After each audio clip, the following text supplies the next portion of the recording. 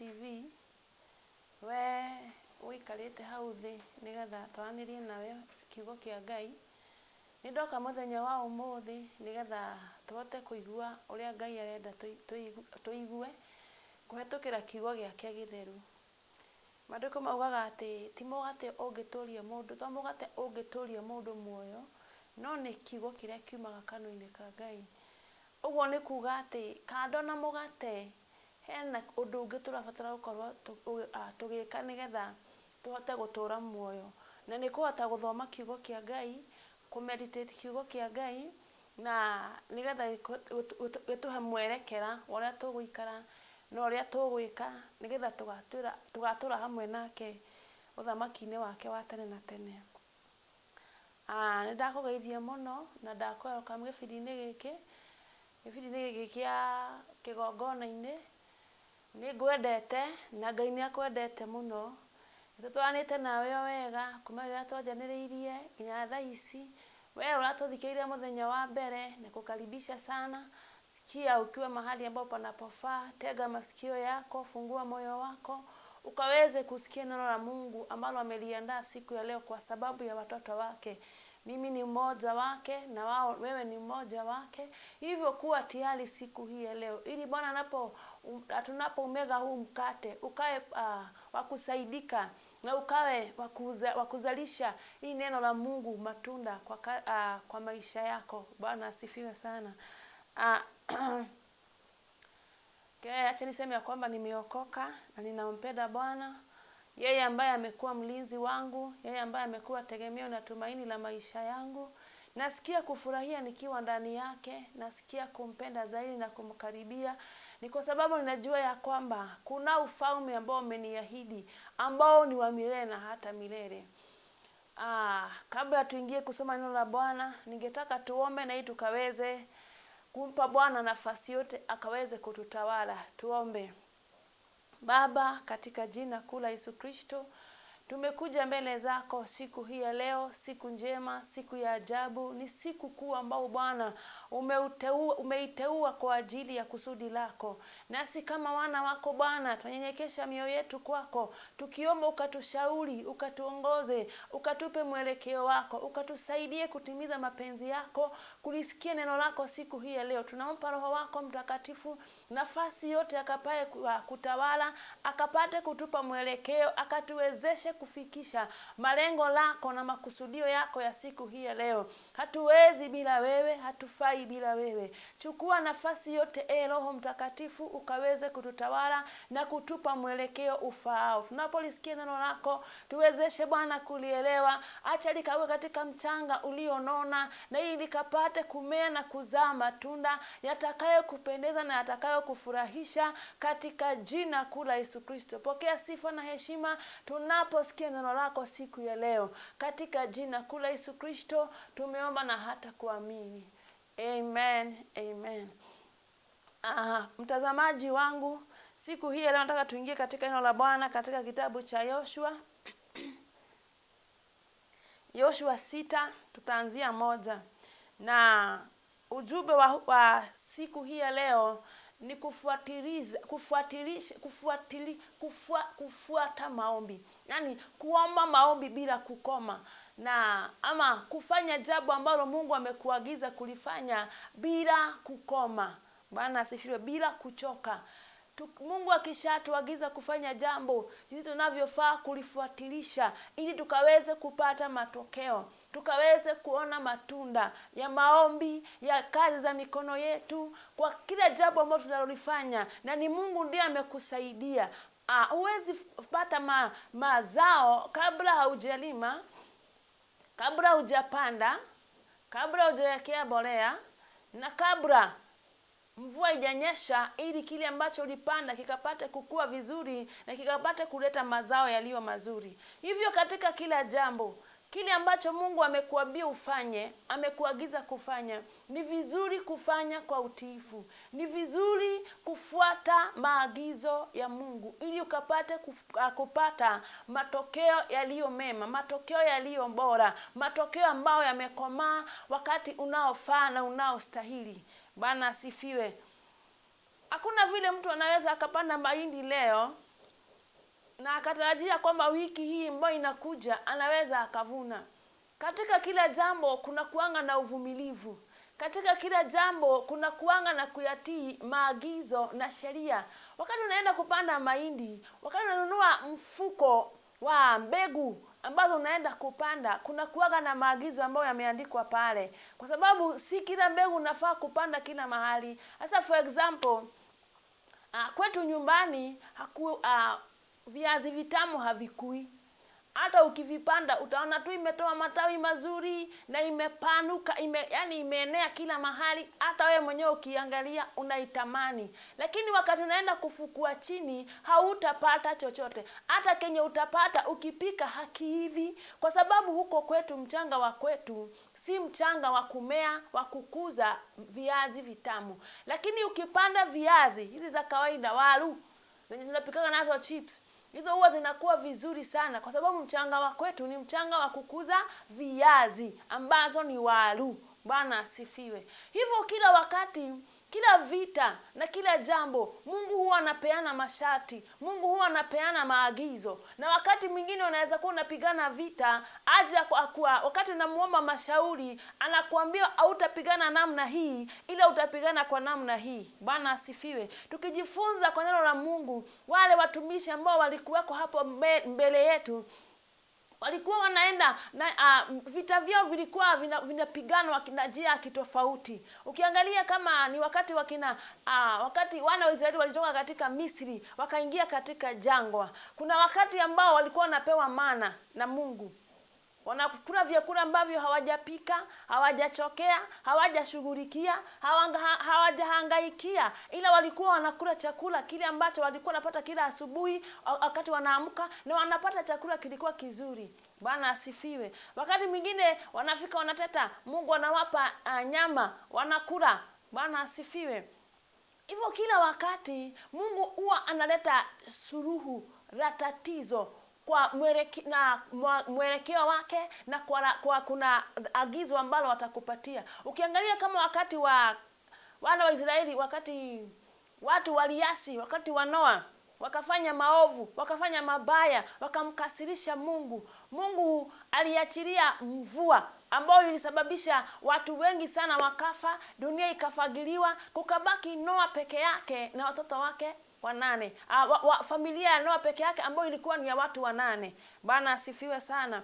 Hivyo bado ikatokea wakati wa Sodom na Gomora, wakati walimuasi Mungu na wakamuacha na wakafanya mambo ambayo hayakumfurahisha Mungu. Akiwa mbinguni akakasirika na aliokoa Lutu peke yake kwa ajili ya Ibrahimu, na akateketeza mji wote wa Sodom na Gomora na moto. Bwana asifiwe. Hivyo Mungu huwa ana maagizo yake na huwa ana utaratibu wake, na tunafaa kila wakati kuwa tayari ili kujua kile ambacho Mungu anachotaka tufanye. Bwana asifiwe sana. Tukapate kuyafuata maagizo ya Bwana, tukapate kumtii Mungu ili tukapate kupata mafanikio. Tukisoma katika kitabu cha Yoshua 6 tukianzia mstari wa 1, Biblia inasema ya kwamba basi malango ya Yeriko yalifungwa kwa udhabiti kwa ajili ya Waisraeli. Hakuna mtu yeyote aliyetoka au kuingia. Kisha Bwana akamwambia Yoshua, tazama, nimeitia Yeriko mikononi mwako, pamoja na mfalme wake na watu wake wa vita. Zunguka mji mara moja pamoja na watu wote wenye silaha. Fanya hivi kwa siku 6. Uwe na makuhani 7 wakibeba baragumu na pembe za kondoo ndume mbele ya saduku. Kila siku ya 7 mzunguke mji mara 7, nao makuhani wakipiga baragumu hizo. Utakapo wasikia wamepaliza sauti kubwa ya baragumu, watu wote wapige kelele kwa sauti kuu. Kisha ukuta wa mji utaanguka na watu watapanda, kila mtu akienda mbele. Bwana asifiwe. Wana wa Israeli walikuwa watu ambao walikuwa wamependwa na Mungu sana, na kwa sababu ya agano ambalo Mungu alikuwa amefanya na Ibrahimu ya kwamba ataridhisha wana wa Israeli nchi ya Kanaani. Ikafika wakati baada yao kukaa katika miaka 400 katika utumwa, ikafika sasa wakati ambapo Mungu alisikia kilio chao, akaona mateso ambao walikuwa wanateswa wa Misri, na ikafika wakati akatuma Musa ili aende akawatoe katika Misri na kuwapeleka katika nchi ya ahadi ambao Mungu alikuwa amewaahidia. Wakiwa katika njiani wakienda, kulikuwa kunafika wakati wanaingia vitani, wanaanza kupigana vita, wanapigana na maadui wao ambao walikuwa wamemiliki nchi ambayo walikuwa wanapitia. Bwana asifiwe. Na wakati walikuwa wanapita, walikuwa wanakutana na watu ambao walikuwa wamemiliki yale mashamba, wanapigana nao, wanawaangamiza, kisha wanapata kunyakua ile nafasi na inakuwa yao, inakuwa ni urithi wao. Bwana asifiwe. Saa watu wa Yeriko wakasikia sifa za jinsi ambavyo wana wa Israeli wanavyowaangamiza watu ambao wanawapata katika njia wakielekea katika Kanaan, na jinsi walivyokuwa na nguvu na walivyokuwa na uweza mwingi. Ikawa ya kwamba walikuwa wamestuka sana na wakawa na uoga mwingi sana. Bwana asifiwe. Kuna mahali ambapo Biblia inasema kwamba wafalme walikuwa wamejawa na maji katika tumbo zao kwa uoga, kwa sababu ya yale matendo ambao wana wa Israeli walikuwa wakiwafanyia wenyeji wa ule mji ambao walikuwa wanataka kuuteka. Bwana asifiwe. Hivyo ikafika wakati wakazingira mji wao na ukuta, vile kwamba hakuna mtu ambaye alikuwa anaingia wala kutoka, ili mlango usikuwe na pale ambapo wale wana wa Israeli watapata nafasi ya kuingia. Bwana asifiwe. Ikafika mahali wakatuma wapelelezi katika ule mji, na kukawa na kahaba mmoja ambaye aliitwa Rahab. Na Rahab kama kawaida, tunajua kwamba makahaba hawakaagi ndani ya mji, huwa wanakaa nje karibu na mlango ili wakapate kuona watu ambao wanaoingia, wakapate wataja. Na wakati wapelelezi walipokuwa wakiingia katika ule mji, wakamkuta Rahab. Na Rahab kwa sababu alikuwa amesikia siri, alikuwa amesikia jinsi ambavyo wana wa Israeli walivyo na nguvu na vile ambavyo wanateketeza miji na wanapata kuinyakua na kuwaangamiza watu wote. Rahab akawashika ugeni na akawaweka kwake kwa nyumba. Hivyo sasa wakaanza kupeleleza ule mji, na wakati walimaliza kupeleleza ule mji, Rahab mwenyewe akawaficha na akaweza kuwaondoa na wakaenda salama. Bwana asifiwe. Kuna zile ahadi ambazo waliahidiana na Rahab na wakaapiana na wakaongea na wakakusudiana ya kwamba wakati watakuja Rahab na familia yake wakaweza kuingia katika chumba kimoja cha Rahab na wakajifungie pale, na wakaenda kama vile ambavyo ilikuwa. Na wakati walikaribia, naye Mungu akaambia Yoshua, hii kwa sababu ya ule ukuta ambao ulikuwa umezingira ule mji na wana wa Israeli hawangeweza kuingia katika Yeriko, Mungu akaambia Yoshua kwamba mtazunguka huu mji wa Yeriko mara moja kwa siku. Bwana asifiwe. Na wakafanya hivyo, wakaenda.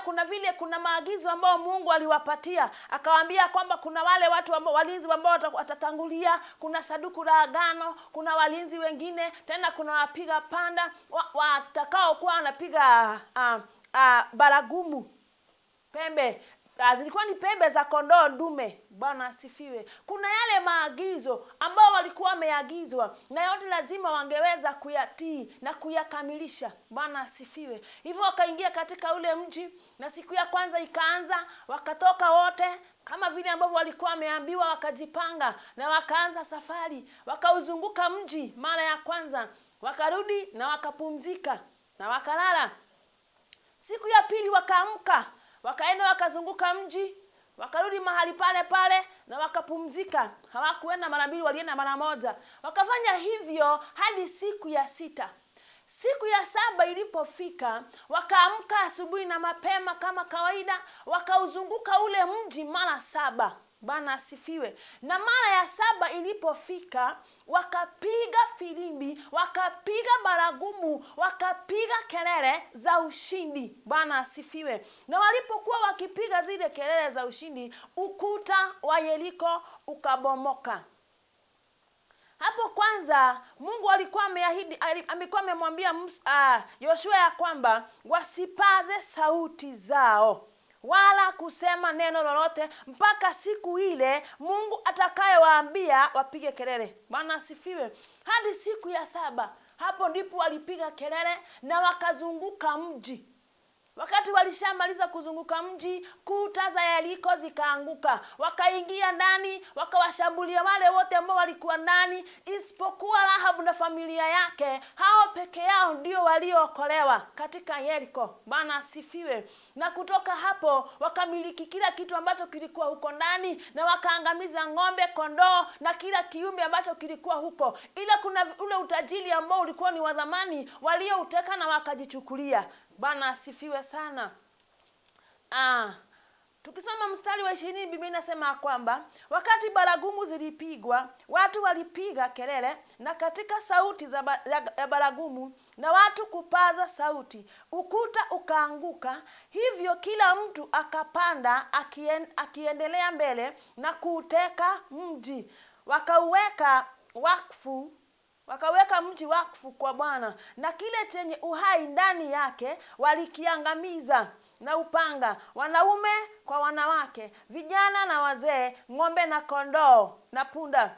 Yoshua akawaambia wale watu wawili waliokuwa wamepeleleza nchi, nendeni nyumbani kwa yule kahaba, mleteni pamoja na wote waliomo nyumbani mwake, kulingana na kiapo chenyu kwake. Basi wale vijana waliofanya upelelezi kwake wakaenda kumleta Rahabu, baba yake na mama yake na ndugu zake na watu wote waliokuwa pamoja naye. Wakaleta jamaa yake yote na kuwaweka mahali nje ya kambi ya Israeli. Bwana asifiwe sana. Kisha wakauchoma mji wote na kila kitu kilichokuwamo ndani yake. Lakini fedha na dhahabu, vyombo vya shamba na vya chuma wakaviweka katika hazina ya nyumba ya Bwana. Lakini Yoshua akamhifadhi Rahabu yule kahaba, jamaa yake yote na wote waliokuwa na kwake, kwa sababu aliwaficha watu waliotumwa na Yoshua kuipeleleza Yeriko, naye anaishi miongoni mwa Waisraeli hata leo. Bwana asifiwe. Biblia inasema ya kwamba wakati wana wa Israeli walitii maagizo ya Mungu, kuta za Yeriko zikaanguka. Kitu kimoja ambacho tutajifunza mahali pale ni ya kwamba ni vizuri kuyafuata maagizo. Yale ambayo umesikia Mungu akikuambia, yatii.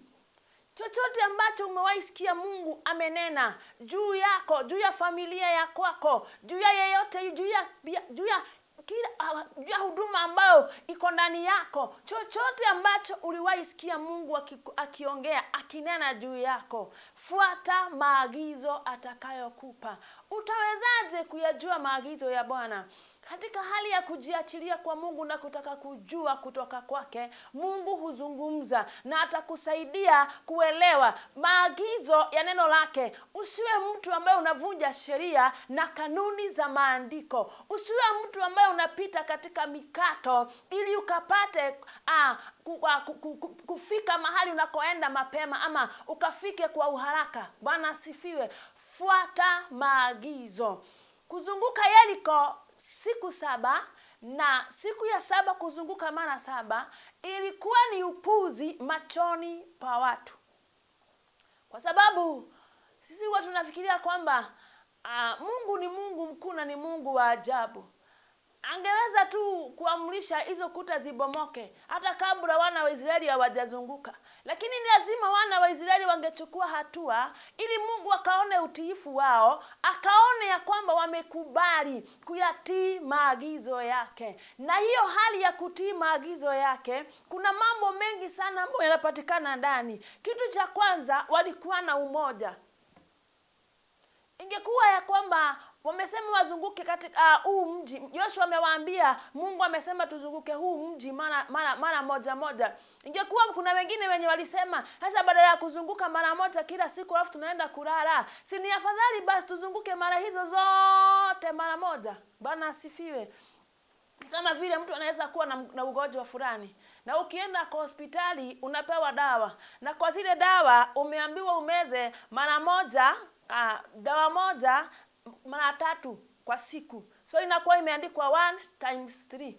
Bwana asifiwe. Lazima umeze hivyo vile daktari amesema. Hivyo ndio tunafaa kutii Mungu. Haufai kumeza dawa zote pamoja kwa sababu ati ni siku moja na umeambiwa na daktari umeze 1 times 3, uende tu chukue zote umeze pamoja, ndio usimeze saa 7 na usimeze jioni. Hazitakusaidia. Na jambo hilo lingine zinaweza zikakuudhi, zinaweza zikakuaffect katika afya yako. Bwana asifiwe. Badala ya kukuponya, zilete shida nyingine.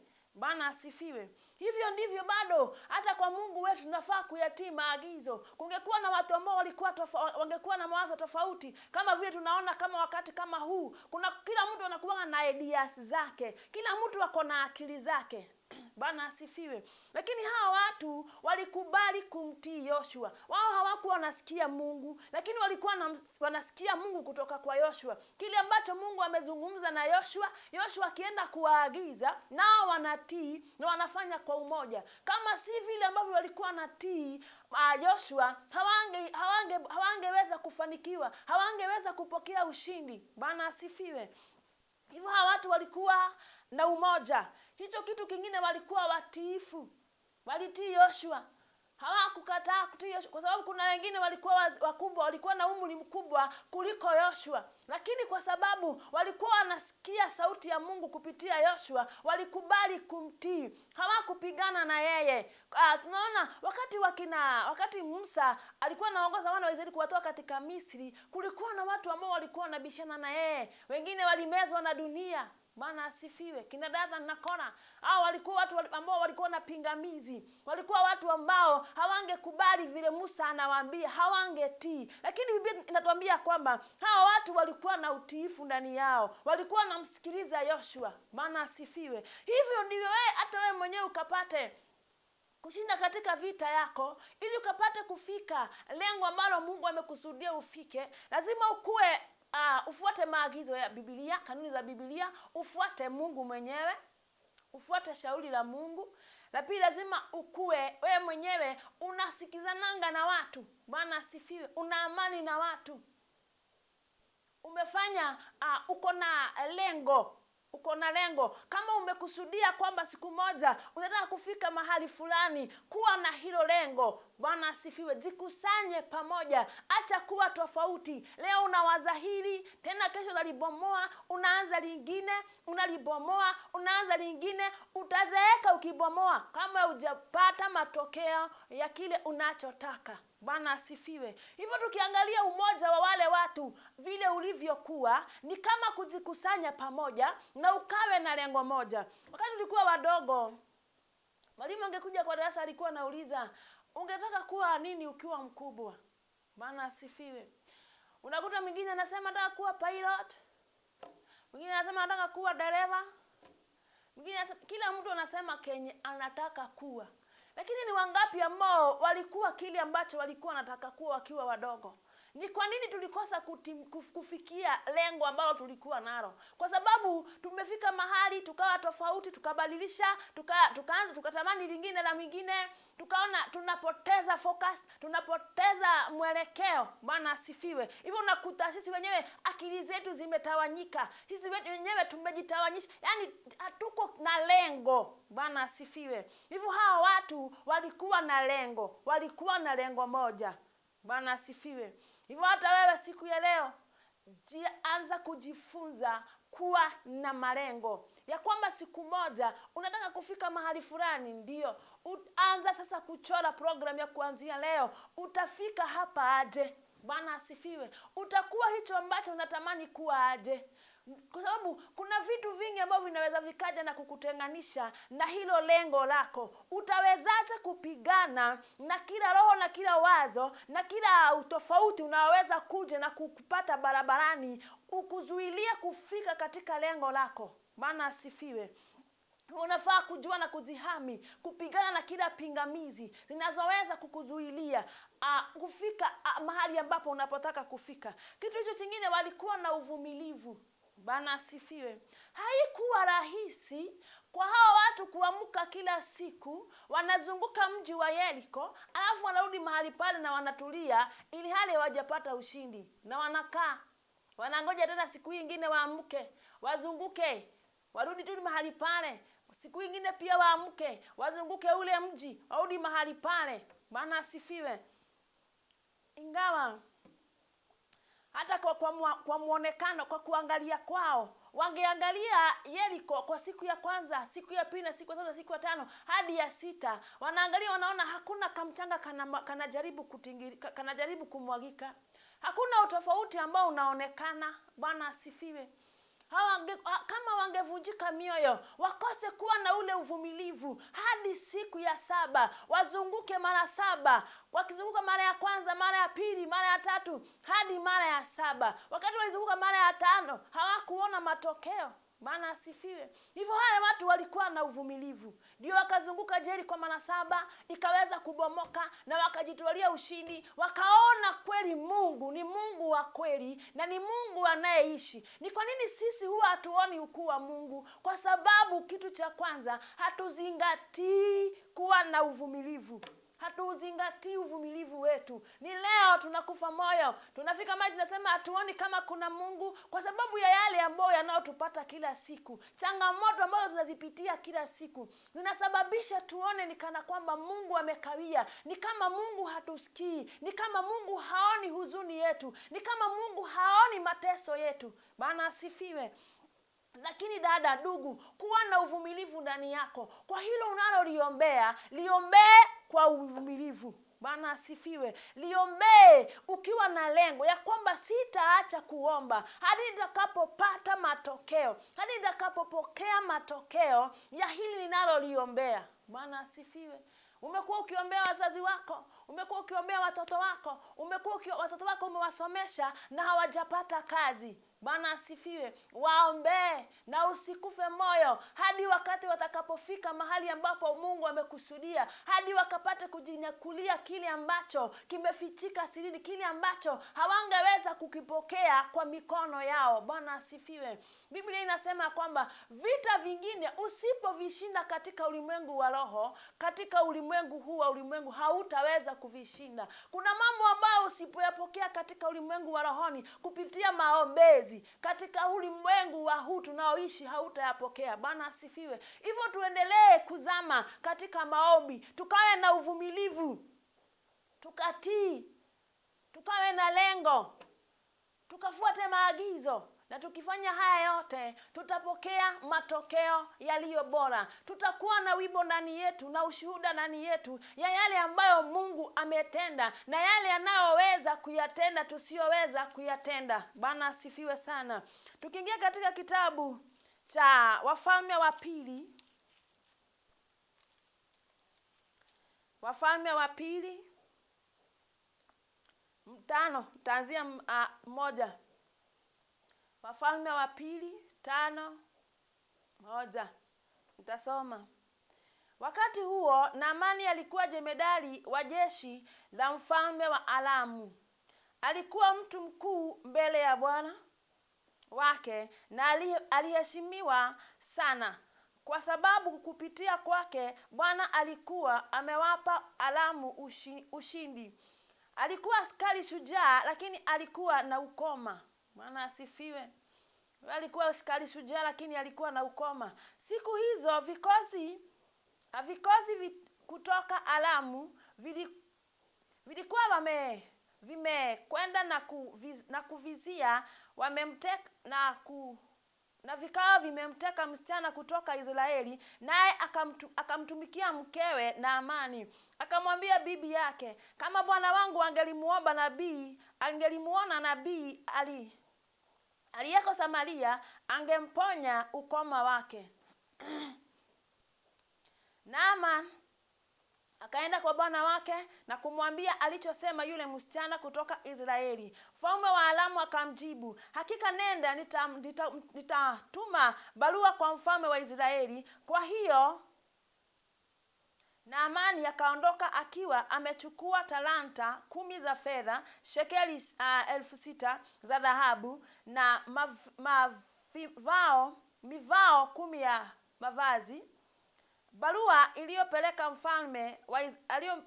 aliyompelekea mfalme wa Israeli iliandikwa hivi: pamoja na barua hii nitamtuma mtumishi wangu Naamani kwako ili uweze kumponya ukoma wake. Bwana asifiwe sana. Hii hadithi ni ndefu, lakini cha kwanza tufikishe hapo. Tutaenda tukisoma. Bwana asifiwe. Kukawa mtu mmoja ambaye alikuwa anaitwa Naamani, ambaye alikuwa ni jemedari wa jeshi la mfalme wa Aramu. Mtu huyu alikuwa ni mtu mkuu sana. Alikuwa ni mtu ambaye alikuwa na mali nyingi, na alikuwa ni mtu ambaye alikuwa ana jina likubwa. Bwana asifiwe. Alikuwa ni mtu ambaye akiingia vitani alikuwa anapokea ushindi, alikuwa analetea watu wa kwake ushindi mkubwa. Hakuna vita ambavyo alikuwa anaenda anakosa kushinda. Bwana asifiwe. Lakini huyu mtu shida aliyokuwa nayo ni kwamba alikuwa na ukoma, na huu ukoma ulimletea shida, ulisababisha ile heshima aliyokuwa nayo kwake yeye mwenyewe anaona ni kana kwamba si kitu. Bwana asifiwe.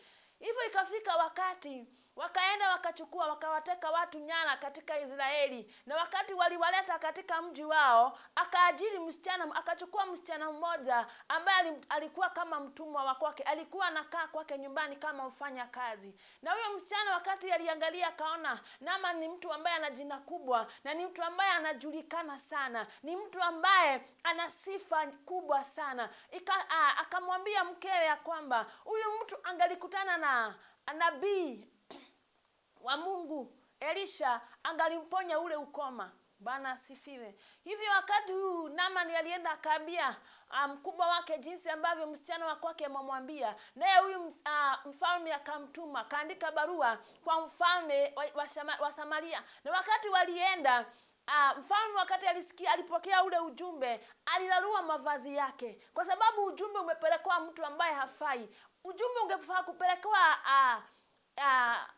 Elisha, ila ulifika kwa mfalme. Mfalme akalarua mavazi yake na akauliza, ni kwa nini hawa watu wanaona kama mimi ni Mungu? Mimi nawezaje kuponya mtu ukoma? Kwani mimi nimekalia kiti cha Mungu? Huyu mfalme akakasirika na akaghadhabika sana. Bwana asifiwe. Naye Elisha kwa sababu alikuwa ni mtu wa Mungu, aliposikia kwamba mfalme amelaliwa mavazi yake, akatumana ujumbe, akauliza, kwa nini umelaliwa mavazi yako? Mtume huyo mtu Naamani kwangu, na mimi nitaweza kumdhihirishia ya kwamba kunaye Mungu katika Israeli. Bwana asifiwe. Hivyo Naamani akaenda hadi kwa Elisha. Na kwa sababu Naamani alikuwa ni mtu mwenye alikuwa anajisikia, kwa sababu ya jina alilokuwa nalo, nguvu alizokuwa, heshima aliyokuwa amepewa, na pesa ambazo alikuwa amebeba mikononi mwake kutoka kwa mfalme, na hapa akona barua kutoka kwa mfalme, na watu wote wa taifa la kwake walikuwa wanamheshimu. So alikuwa anafikiria kwamba hata huyu mtumishi wa Mungu atampatia ile heshima inayomfaa. Bwana asifiwe. Lakini wakati alipofika akatuma akasema kwamba anataka kuongea na Elisha. Na Elisha akatumana, akamwambia mwambie aende akajitubukize katika mto wa Yordani. Bwana asifiwe. Biblia inasema ya kwamba Naamani akatoka mahali pale akiwa amekasirika sana. Mstari wa 11 Wafalme wa Pili 5 mstari wa 11 inasema kwamba, lakini Naamani akaondoka akiwa amekasirika, akasema, hakika nilidhani kwamba angetoka nje asimame na kuliitia jina la Bwana Mungu wake, na kuweka mkono wake juu ya mahali pagojwa, aniponye ukoma wangu. Je, hapana Abana na Furapali, mito ya Damaski, si ni bora zaidi kuliko mito yeyote ya Israeli? Je, nisingeweza kuoga ndani ya hiyo mito na kutakasika? Basi akageuka na kuondoka kwa hasira kuu. Bwana asifiwe. Kulingana na mawazo na akili za Naamani, alikuwa anaona kwa sababu ya heshima ambayo amepewa na watu, kwa sababu ya jina lake kuwa kubwa, kwa sababu ya ni nani ambaye amemtuma mfalme, ndiye ameandika barua na ndiye amempatia vipawa, huyu nabii angeenda mwekelee mkono na mheshimu sana kulingana na ile heshima ambayo amepewa hadi na mfalme. Bwana asifiwe. Alitoka mahali pale akiwa amekasirika sana, kwa sababu yeye kulingana na yeye angedhani Elisha angemtuma kwa mito ya kwao ambayo ina maji safi kuliko kumwambia ende Yordani.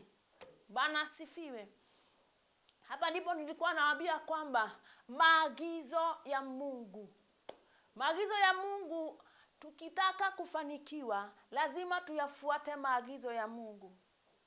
Bwana asifiwe.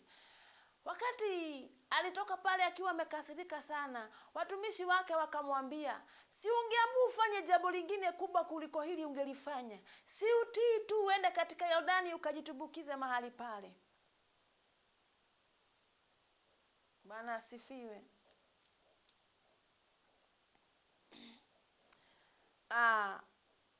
Biblia inasema ya kwamba hivyo akashuka na kujiinamisha ndani ya Yordani mara 7. Bwana asifiwe. Naamani akaenda akatii, akawasikia watumishi wake, na akaenda akajitubukiza mara 7. Najua lazima angekuwa akijitubukiza mara ya kwanza anatoka anajiangalia, sijabadilika. Ajitubukiza mara ya pili anajiangalia, naona bado. Mara ya 3, mara ya 5, bado sijapona. Bwana asifiwe. Lakini wakati alikubali tu, alinyenyekea, akajitubukiza mara ya 7, akitoka pale usura yake ilikuwa kama ya mtoto mdogo. Bwana asifiwe. Biblia inasema kwamba vivyo akashuka na kujiinamisha ndani ya Yordani mara 7, kama vile huyo mtu wa Mungu alivyokuwa amemwambia, nayo nyama ya mwili wake ikapona na kutakasika kama ya mwili wa mvulana mdogo. Bwana asifiwe. Kisha Naamani na wahuduma wake wote wakarudi kwa yule mtu wa Mungu, akasimama mbele yake na kusema, sasa najua kwamba hakuna Mungu katika ulimwengu wote isipokuwa katika Israeli. Tafadhali sasa upokee zawadi kutoka kwa mtumishi wako. Bwana asifiwe. Naamani sasa wakati aliona ametakasika, akafurahi sana, akarudi kwa mtu wa Mungu na zawadi zake. Akaenda akamwambia Elisha kwamba sasa nimekubali ya kwamba katika ulimwengu mzima hakuna Mungu mwingine kama Mungu wa Israeli. Bwana asifiwe. Akaona ukuu wa Mungu, aliona ukuu wa Mungu baada ya kutii. Bwana asifiwe. Naamani alikuwa anahitaji.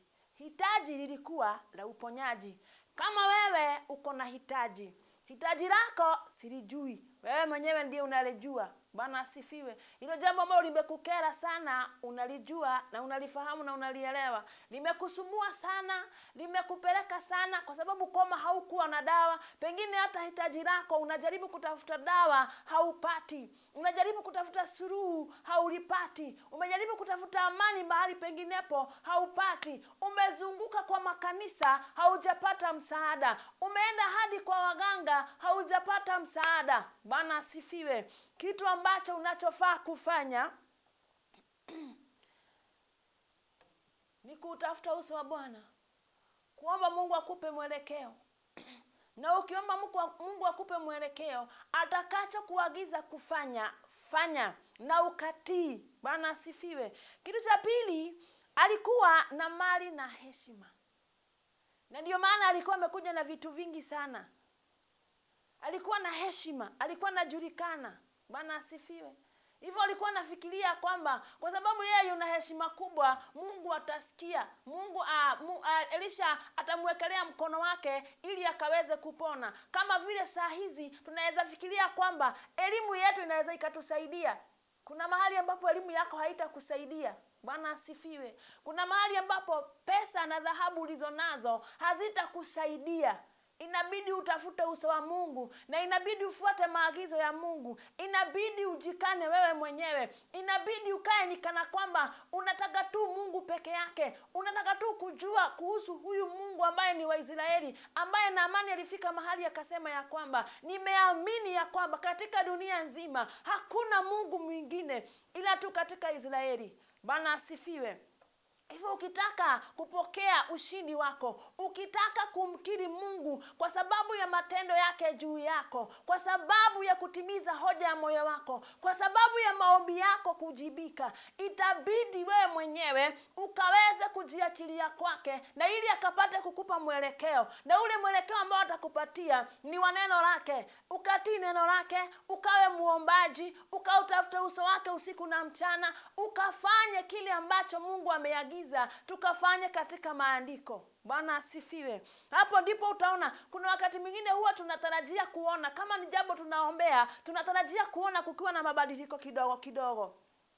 Hatu kuona ishara ndio tukawe na imani ya kwamba linafanyika. Bwana asifiwe. Na Amani wakati alijitumbukiza hata mara ya 5 hakuwa ameona tofauti. Wakati hata alikuwa amejitumbukiza hata mara 6 hakuwa ameona utofauti, maana ngozi yake bado alikuwa na ukoma, hauko umeondoka. Lakini wakati alijitumbukiza kwa mara ya 7 akatokea akiwa mororo kama mtoto mdogo. Bwana asifiwe. Wana wa Israeli kina Yoshua wakati walizunguka Yeriko siku 6 hawakuona matokeo, hawakuwa wameona jambo lolote, ishara yoyote ya Yeriko kuanguka. Bwana asifiwe. Hawakuwa wameona dalili zozote za ule mji wa Yeriko kuvunjika. Hawakuwa wameona ishara yoyote ya mapenzi ya Mungu na maagizo ya Mungu kutimilika. Bwana asifiwe. Hadi wakati walizunguka mara 7, hapo ndipo mara 7, siku ya 7, hapo ndipo Yeriko ilianguka, na wakaamini ya kwamba hakika kwa kuyatii maagizo ya Mungu, kwa kuwa na lengo, kwa sababu ya kuwa na utiifu, kwa sababu ya kuwa na uvumilivu, wameweza kuingia. Bwana asifiwe. Kitu cha kwanza Naamani alikuwa nacho, alikuwa na kiburi.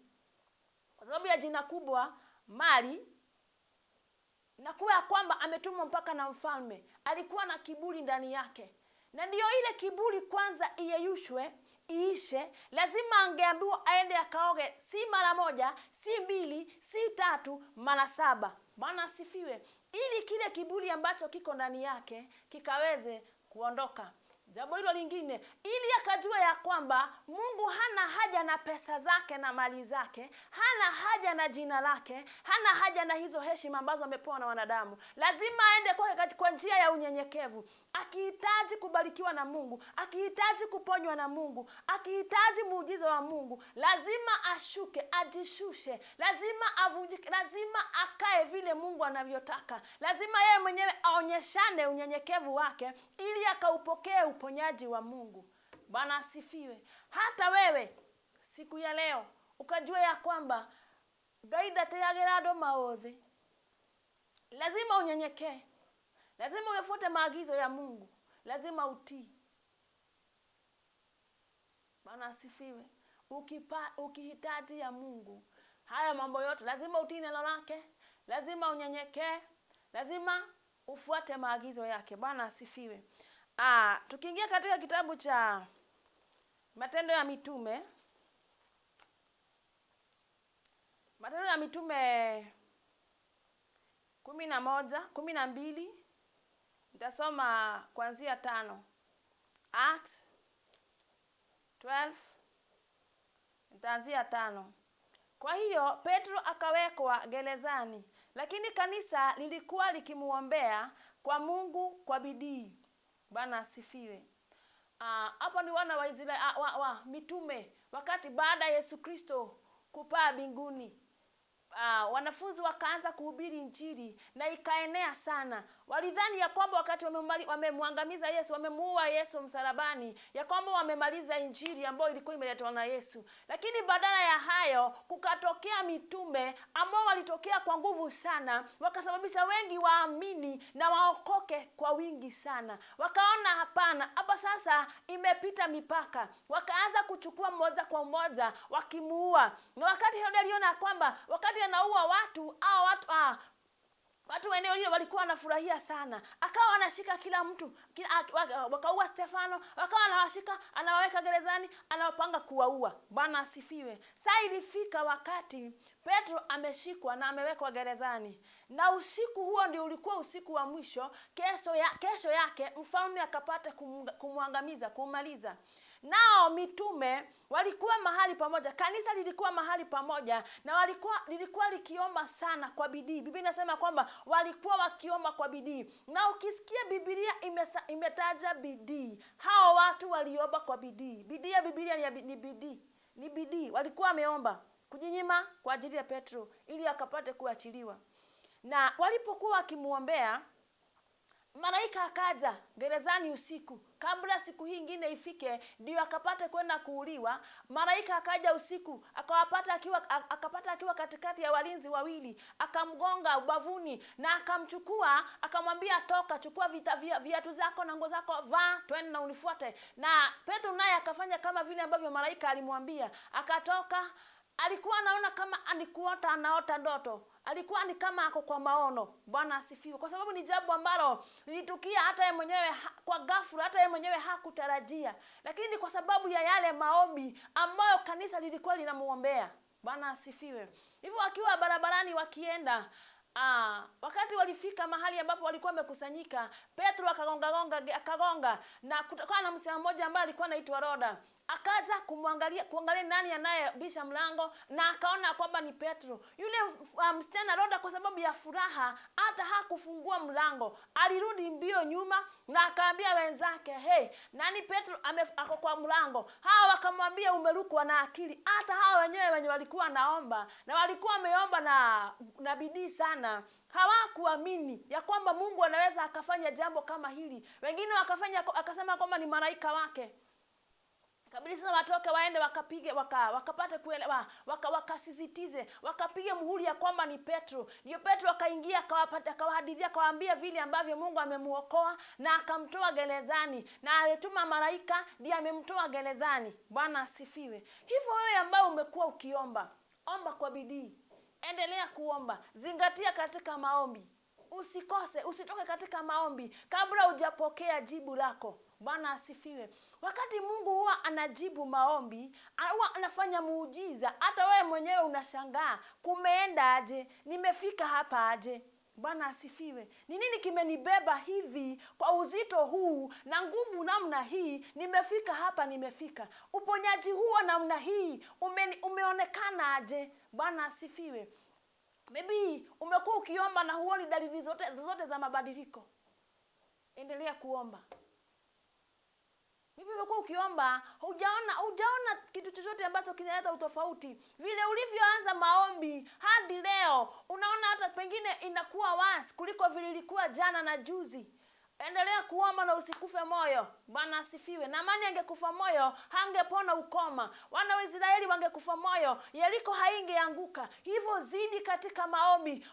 Kanisa kama halingemuombea Petro kwa bidii, Petro hangeachiliwa. Malaika hangeshuka toka mbinguni na akaweze kumtoa korokoroni. Hivyo huyo ambaye yuko korokoroni, muombee akapate kufunguliwa, akapate kutoka katika hizo nyara ambazo zimemfunga, na Mungu atapata kukuridhisha baraka baada yako wewe mwenye kumuombea na kupokea ushindi wako. Bwana asifiwe.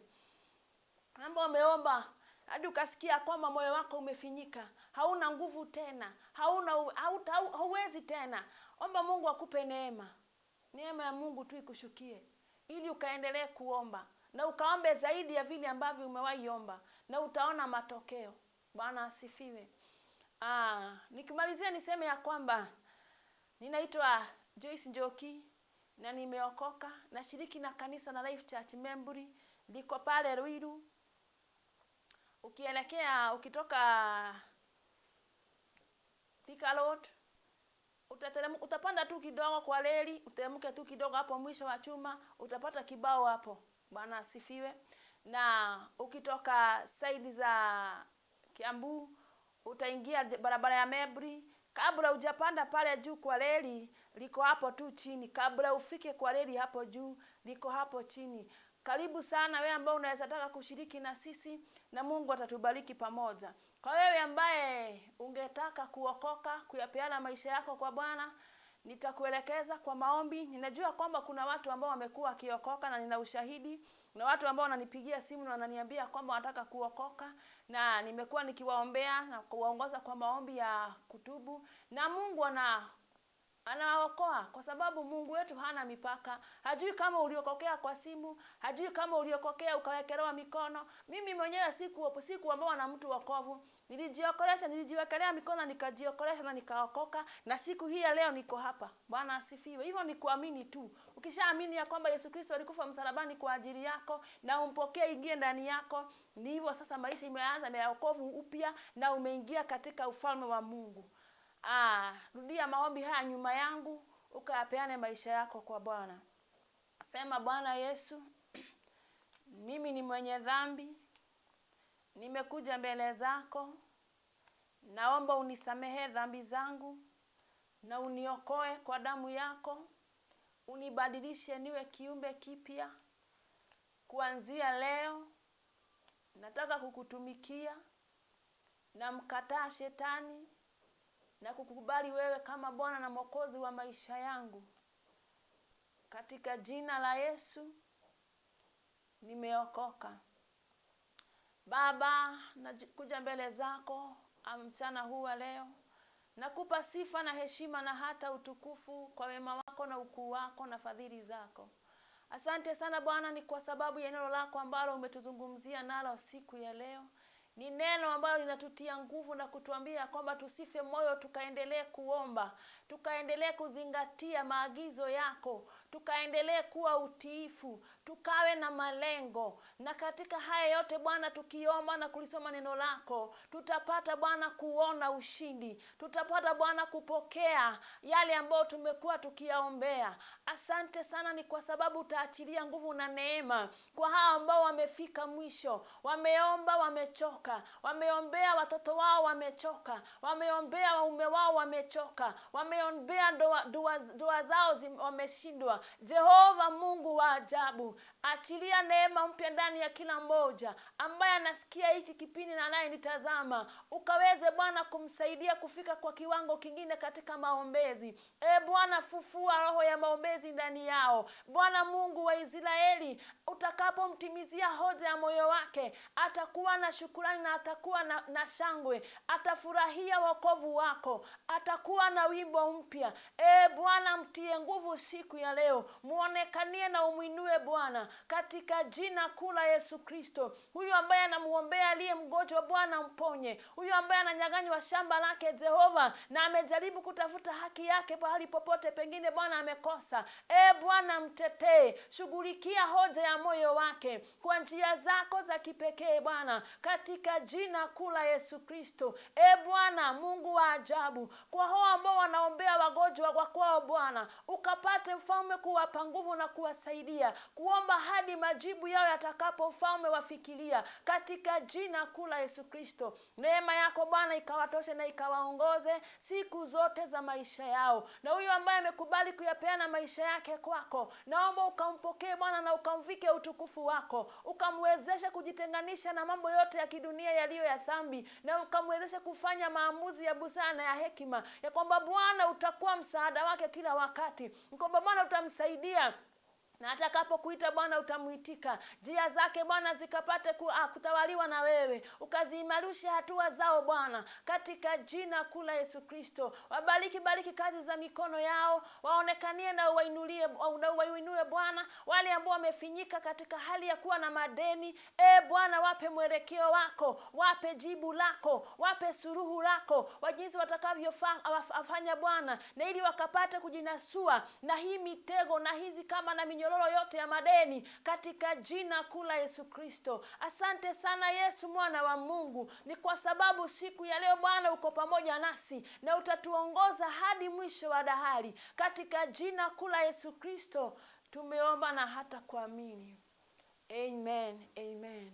Nambari yangu ya simu ni 0722 876427. Tarudia tena 0722 876427. Mungu wa mbinguni awabariki, awaonekanie, awatie nguvu na wazidishie neema yake. Shalom, shalom.